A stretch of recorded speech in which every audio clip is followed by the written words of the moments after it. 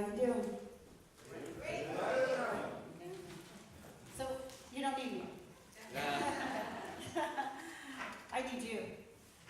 So that's part of what this is all about, right? Our being together with each other, helping each other with this. So this is Easter. This is about resurrection. This is about waking up. This is our holiday. I say that as spiritual journeyers that want to live an evolutionary consciousness. Wake up is the word. Right? To be awakened, to be in the present moment, to allow that presence to be a part of our awareness, which means, as our words of wisdom had told us, do not be deceived. And as Jesus had said over and over, right, was also the angel, and Jesus said, do not be afraid. Do not be afraid can be translated to do not be deceived. Do not be deceived by the reality, quote unquote, that we think we are living in and lose sight of who we are as God created us to be. Wake up from the delusion. Wake up from all of the pain that we cause ourselves and putting ourselves into these limits. I know it's hard. It's very hard. Daily life seems so monotonous. Sometimes it just seems so strenuous. And also the big events come up, right? You knew the pain I was in, you would not be saying that. You would know that this one's the big one. I have a much more difficult situation going on. You know, Richard Rohr calls Jesus the forgiving victim. Wow. It's like the forgiving victim. Yeah, according to the world, right? He was betrayed, he was crucified, his friends left him, everybody, put him out, public humiliation, everything. And yet he rose above it. Not only that, forgiving, always forgiving. Transcended it, walked through it. Eckhart Tolle, in his process that he talks about of being in the now, he asks us to be completely present to what is occurring. Without the story. That's our problem, right? We can be in the moment, but we bring the whole story with it. And then we can't get past it. To be able to be present to what is in grace. To find some way to let love in. Then we don't stay there. Because now we're in a transformative state. And that state is always moving, always evolving, always uplifting, always changing. And that's what Christ is. Christ is about that presence of mind that evolves us, that awakens us, that moves through us, that brings us to a higher state of knowing and being, no matter what. So Jesus is one who allowed that Christ to be present within him so that no matter what, he transcended it. And hallelujah, he did it, and he did it really well. And he did it for all of us, and he kept coming back to tell us, and see, this is really real. That's why he appeared for his first with the Marys, and then with his disciples, and then with other crowds. He kept coming back to say, yes, look, it can happen. Amen. Yes, and it does happen. And he says this I do and you can do as well. Does not he say that? Yes, he says that. Why? Because he wants to be our brother in Christ. So he says, when you have difficulties, take my hand and let me lead you to that Christ that has been placed within you and that is within me. And together we can transcend, we can awaken from the story. Because that's all it is, my friends, is a story. What was your story? Right? Different from today's story. Some say, well, I have an element of it. Some of us like to make our stories really long. Some of us like our stories to transcend generations and stick with the story. It's hard. It's really hard not to do those things because we can be right. And that right is another nail in the cross. Think about it. Every time you want to be right, you're putting another nail in the cross of your own life. And Jesus says you're doing it to me too, because whatsoever you do to the least of my brothers, that you do unto me.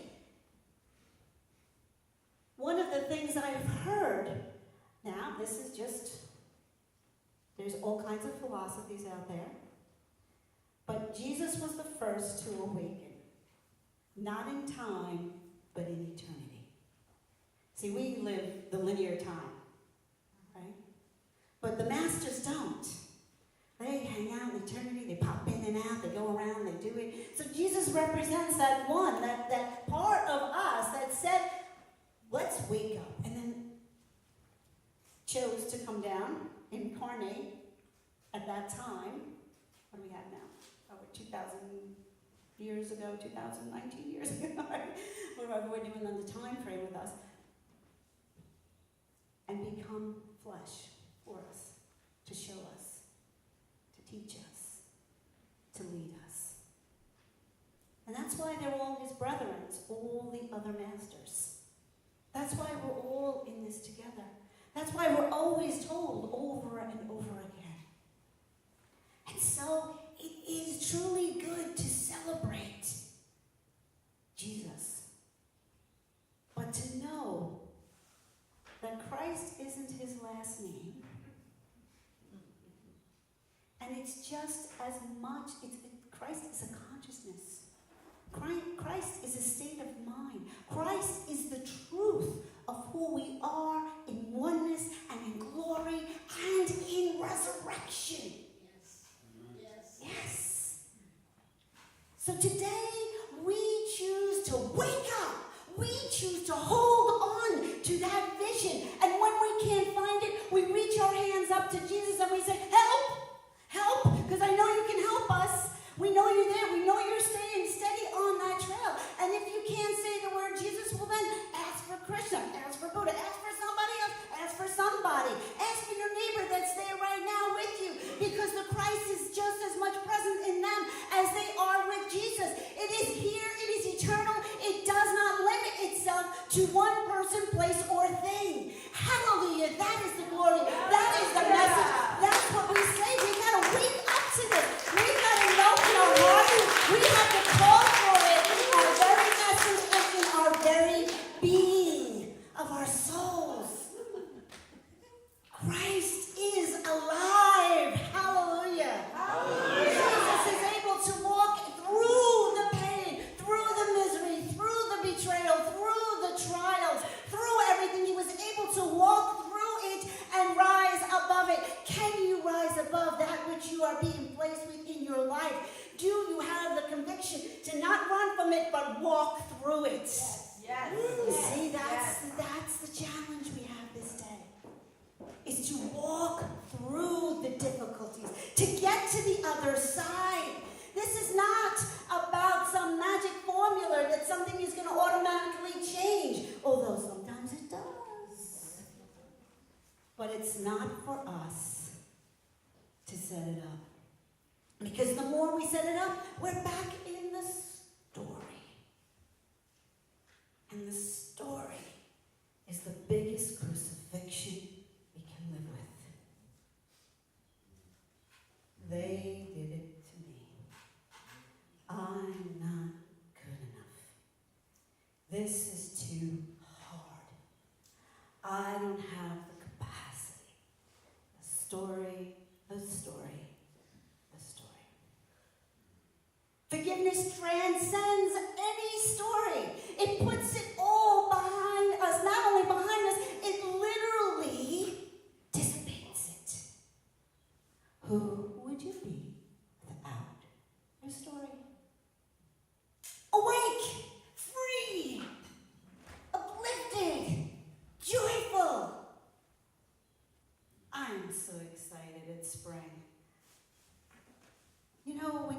that point before any of the buds start coming out. The woods, they just start looking, you know, in the beginning of winter, the bleakness of winter, it looks exciting. You know, you want to go inside. You want to just really go sit by a fire and relax inside and just go with it. But after a while, you get tired, right? You're just waiting, and then you get scared. Then you get scared because maybe they're not going to come back. Maybe they're really all dead. Because sometimes the trees look like that. But then, very subtly, they start to awaken. So there's our choice. We can wait, we can have this grand awakening, or we can have the subtle ones. Most of us choose the subtle ones because it's easier to deal with. So we start to allow some of the story to be dissipated, some of the pieces to forgiveness.